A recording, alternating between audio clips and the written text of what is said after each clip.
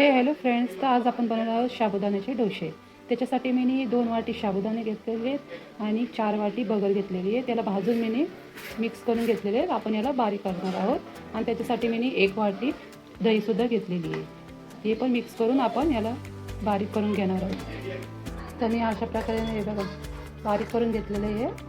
आपण हे सगळं मिक्स करून घेऊया आणि त्याला 5-10 मिनिटं ठेवूया झाकण ठेवून, 5-10 मिनिटासाठी.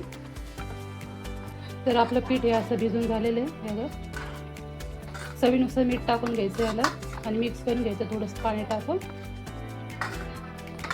इकडे मी तवा पण ठेवलेला आहे तापायला. असं आपण करून घेऊया आता. तर बघू शकता मी असं सगळं टाकून घेतलेलं आहे.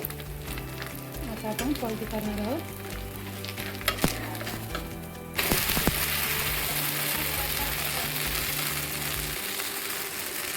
सगळे आपण असे करून घेऊया. तर आपले साबुदाणा डोसा तयार आहे. एकदा नक्की ट्राय करून बघा, खूप छान लागतात. याला तुम्ही शेंगदाण्याची चटणीसोबतच खाऊ शकता. मी बटाट्याची चटणी, शेंगदाण्याची चटणी ठेवलेली आहे किंवा दहीसोबत पण खूप छान लागेल. बाय. लाईक करा, शेअर करा आणि सबस्क्राईब करा.